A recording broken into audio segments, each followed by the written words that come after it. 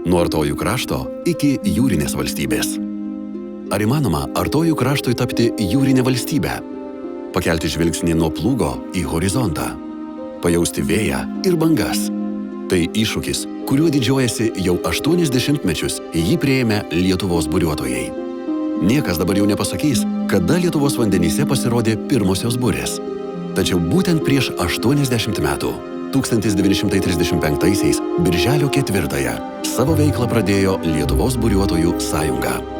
Bendriems tikslams jis suvienijo mylinčius vėją ir bangas.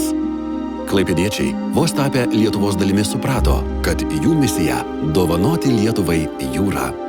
Taip, pirmą kartą Baltijoje pasirodė skautų jachta lietuvišku pavadinimu Budys. Jau 1937-aisiais jachta Žalčių karalienė laimi pirmąją vietą didžiausioje Baltijos jūros regatoje aplink Gotlando salą. Net švedų tąkart negelbėjo jų ilgametė jūrinė patirtis. Legendinė lietuvių jachta buvo neįveikiama. Galima tik spėlioti, kaip greitai po tokių pergalių lietuviai arklus būtų iškeitę į baltuojančias bures, jei palankaus vėjo nebūtų sumaišęs Antrasis pasaulinis karas. Iš skirtingų kraštų į Lietuvą veržiantis okupantams buriuotojai buvo išblaškyti po visą šalį. Dauguma jachtų išplėštos, sulaužytos ir sudegintos. Vis dėlto, net šiais tamsiais laikais, Nemune ties Kaunu ar Šiaulių Rėkyvos ežere kartais pakildavo burės. Jos pranašavo, kad ateis šviesesni laikai.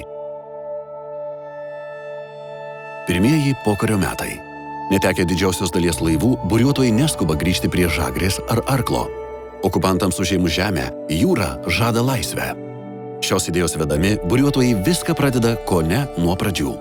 Kaune apytiksliai 1950-aisiais pirmosios burės pakyla Nemune bei Nevėžyje. Tuo metu įžvalgi buriuotojiška akis numato, kad Kauno hidroelektrinės statybos metu suformuotas vandens telkinys galės tapti buriavimo centru. Palydint 1960-uosius, didėjantis kauniečių laivynas persikelia prie Pažaislio. Jau po 10-mečio Kaune atidaryta vaikų ir jaunimo buriavimo mokykla, o Lietuvos kūno kultūros institute įvesta buriavimo specialybė. Kauno jachtklube jau 5 dieną vieši Respublikos fintaurės varžybų dalyviai. Regatoje dalyvauja vilnietis buriuotojas Borkengagenas, daugkartinis čempionas kaunietis Žumpakis, Latviškis Žukauskas. Finalinis užplaukimas. Visi šverbutai neblogai startavo, tačiau greitai grupei suskyla. Mat startas paprastai duodamas prieš vėją. Prasideda laviruoti. Štai čia kiekvienas ir parodo savo sugebėjimus. Nepavyko, bet buriuotas kaip džigitas pirma pasirūpint žirgu, o tik paskui savimi.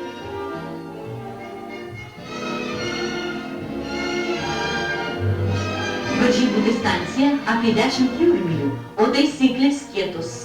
Vos prisilietei bojos, gali toliau neplaukti.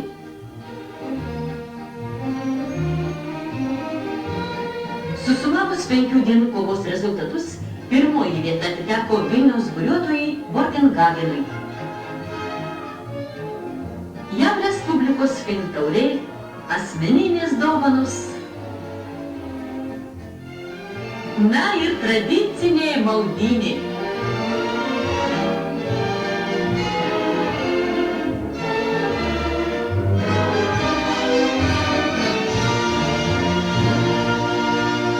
Pamažu buriuotojai užtikrintai skiepijo laisvos jūrinės dvasios idėją prie žemės prisirišusiems kranto gyventojams. Atsidavusių buriuotojų darbai davė vaisių. Paskutiniaisiais sąjunginiais 10-mečiais be medalių Lietuvos buriuotojai iš TSRS čempionatų negrįždavo. Link jūros judėjo ir kiti Lietuvos miestai. Pokario burės pakilo Plateliuose, Elektrėnuose, Šiauliuose. Klaipėdos buriuotojams darosi aišku, jūra okupuotam kraštui gyvybiškai svarbi. Todėl 1954-aisiais jie pradeda legendinės Kuršių marių regatos tradiciją. Klaipėdoje buvo duotas startas daugiadienei regatai aplink Kuršių marias, komjaunimo tiesos taurė laimėti. Gero vėjo, draugai!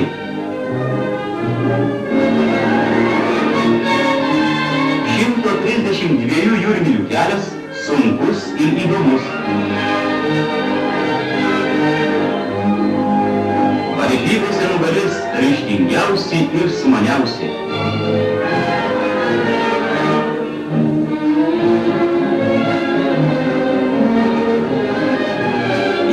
įsiveržė Kauno spartakiečiai.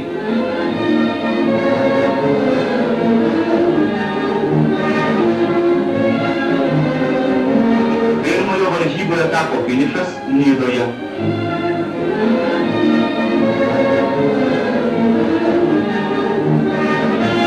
Daug kartų patarti buriuotėms dėl farvaterio vėjo vietos išvėjai.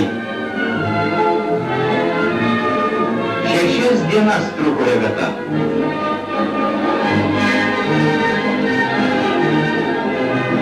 Viena po kitos jachtos pasiekė baigmę. Nugalėtojams įveikiamos pereinamosios dovanos. Regata prisidės prie buriavimo sporto išvystymo Respublikoje. Nuo 1974 organizuojamos jūrinio buriavimo pirmenybės palaiko jūrinio buriavimo pulsą. Šis pulsas – tai laisvos širdies plakimas, atsisakančios pasiduoti priespaudai ar suvaržymams ir laukiančios savo valandos. 1989.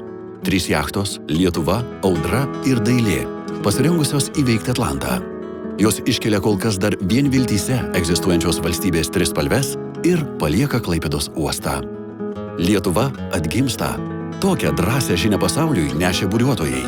Lietuva atgimsta, kartojo, kai likus vos porai mėnesių iki kovo 11 dienos nepriklausomybės atkūrimo akto paskelbė apie Lietuvos buriuotojų sąjungos atgaivinimą.